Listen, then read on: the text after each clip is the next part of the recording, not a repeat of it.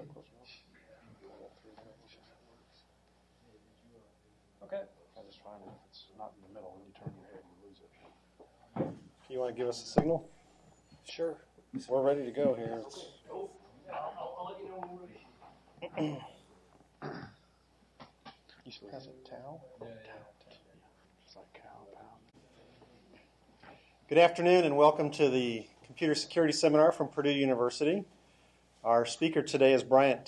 He's the director of Unisys's security consulting practice. He's also on the board of InfraGard. His topic today will be a demonstration of the need for layered security. He'll give you a nice demo or two and then tell you why that's important. Bryant? Well, that was easy enough, I guess. As he said, I run the security consulting and the managed security division now for Unisys Corp. So we have about 130 consultants throughout the country. I've got 3 security operations centers throughout the world, of which I'm responsible for the one here. So I come to you from the private side of security, not so much in the research and development market or anything like that. So what I've put together for you is basically a couple demonstrations in security. One is I'm actually going to crack a server, an NT server. I'm going to rootkit it, and I'm going to erase my tracks. And then if that doesn't impress you, I'm going to crack a web key, and which is really a bunch of smoke and mirrors to get to the point of all of this, which is layered security, and why we in the private sector recommend to our customers an overall security strategy that is proactive, and why we need to go about this thing. So going through the agenda, I'm going to show you some new network entry points, some things that people don't generally think about when they think about network security. We're going to go through the penetration demonstration and the rootkit. I'm going to go through the wireless things, as I mentioned, and then hopefully we'll get to the meat of why I do this, is to talk about the security strategy and plan. So, new network entry points. I don't know if you can see that. Can you see what that is at all? USB? Yeah, those are thumb drives in the shape of little ducks.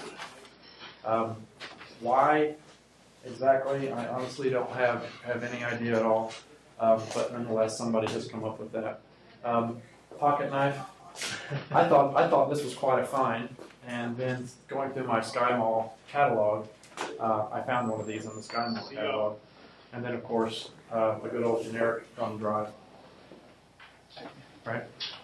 So somebody can walk up, put an auto-executing file on your thumb drive. So they walk up to the computer, punch that in, and keep going. And if that virus or worm or whatever it is I've infected on this little device, what good did the firewall and the perimeter of the network do me? Nothing. I simply walked through the front door with it. What security guard at the front door is going to make you, empty out everything that you have enough to be able to find a device that's this big to get inside your network, right? Viruses and worms. These are some of the guys from my team. Usually the guys in the basement with the metal shelves and the swinging light bulb, right? That probably haven't had a date and God only knows when. They don't have anything else to do, so they hack networks. PDAs that are phones, right? These become network attached devices. I mean, I'm as guilty as anybody because I have one of these, and I'm wishing I didn't, but nonetheless, spam, right? It's been determined by some of our partners where we manage networks for email that about 65 to 70% of the messages that are sent around the internet today are spam related. Can you imagine what we could do with the speed of the internet if we had that bandwidth back, right? Instant messaging. SPIM. Anybody heard of SPIM? Yeah, what is that? It's spam, but over Spam over instant messaging. Do you know why it works? Well, basically, if you have an instant message client set up on your machine, you have a hole in the middle of your machine that's sitting there ready to listen to what anybody wants to say to it. So this is becoming a target.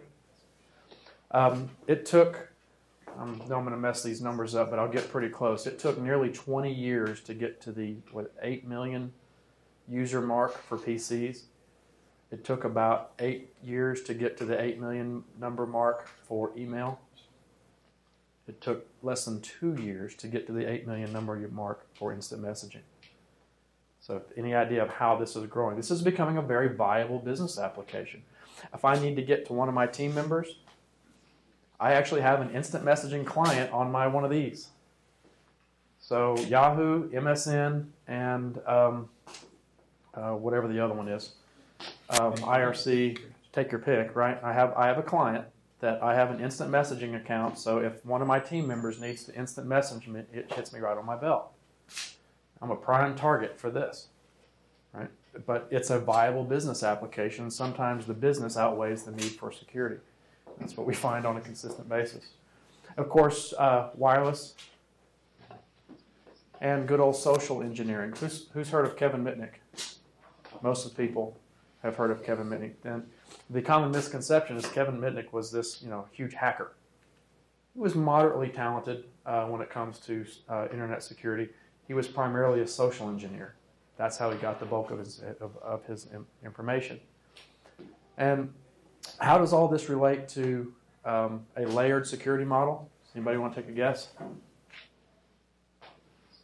Bueller? Anybody? Nothing?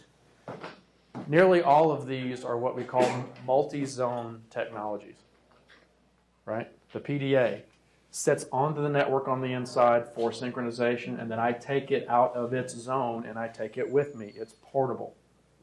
I take the USB drive out of its zone on the network and I take it home and I plug it into my computer at home. And then I take it out of the computer at home and I come and I bring it back and I plug it back into the office and subsequently infect the office with whatever it is that I have picked up on my computer at home that was very likely sent to me from Dell or HP or wherever with nothing activated on it. Firewalls, antivirus, so forth and so on. So it's just sitting out there naked. Chances are if you take a naked computer and you plug it into the internet, within less than 2 minutes it will be compromised at some level.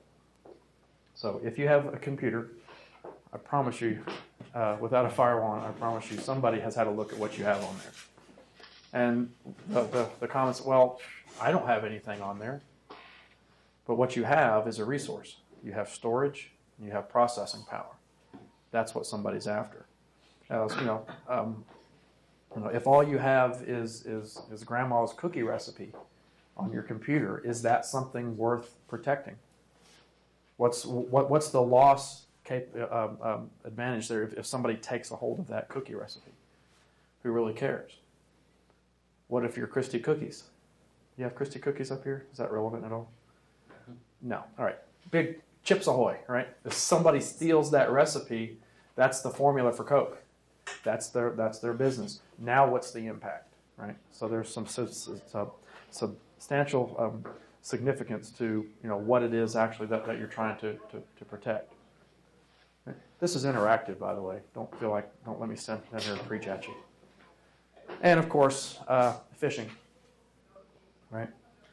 Who buys little blue pills from a phishing email? That's my question. Clearly somebody's doing it because this kind of activity continues constantly, right? Who knows?